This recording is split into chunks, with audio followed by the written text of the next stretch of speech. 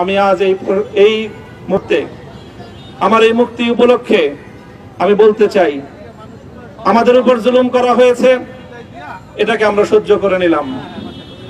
আমাদের ভাইদেরকে হত্যা করা হয়েছে, সেটাও সহ্য করে নিলাম।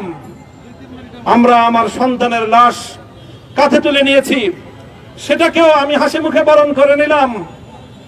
আমাদেরকে অপমান এবং লাঞ্ছনার সব ধরনের ষড়যন্ত্রের সম্মুখীন হতে হয়েছে, সেটাও আমরা হাসি মুখে বরণ করে নিয়েছি। কিন্তু আল্লাহর জমিনে আল্লাহ এবং তার রাসূলের কোনো অসম্মান এক মুহূর্তের জন্য আমরা বরদাস্ত করে নেব না। আমরা আমাদের সর্বোচ্চ ত্যাগ এবং কোরবানি স্বীকার করতে প্রস্তুত রয়েছি, জীবন দিতে প্রস্তুত রয়েছি। আল্লাহর জমিনে আল্লাহর দ্বীনের ঝান্ডা সমুন্নত করেই আমাদের যাত্রা থামবে ইনশাআল্লাহ। হয়তো শাহাদাত, নয়তো খেলাফত ইনশাআল্লাহ।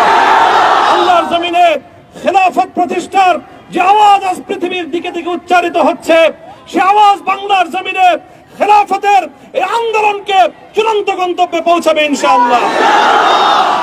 আমি বাংলাদেশের আলেম সমাজ, হেফাজতে ইসলাম বাংলাদেশ সহ বাংলাদেশ খেলাফত মজলিস সহ সকল ভ্রাতৃপ্রতিম সংগঠন, সকল ধর্মপ্রাণ, ইসলামপন্থী বিভিন্ন ছোটখাটো মতভেদ, মতবিরোধ, মত পার্থক্যের ঊর্ধ্বে উঠে যারা এলায়ে কালিমাতুল্লাহর এই এক বাণীতে বিশ্বাসী, আল্লাহর জমিনে আল্লাহর দ্বীন কায়েম করতে চাই, আমাদের তাআলাউ ইলা কালিমাতিন সাওয়াইন বাইনানা ওয়া বাইনাকুম এই এক মন্ত্রে উজ্জীবিত হয়ে আল্লাহর দ্বীনের ঝান্ডা সমুন্নত করবার এই আন্দোলন এবং সংগ্রামে আমি নিজেকে উৎসর্গ করার ঘোষণা করছি।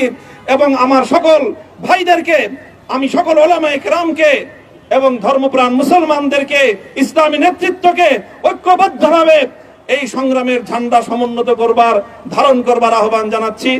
এবং আপনাদের সকলকে আবার শুকরিয়া জ্ঞাপন করছি যে আজকে আপনারা এভাবে আমাকে উৎসাহিত করেছেন, উজ্জীবিত করেছেন।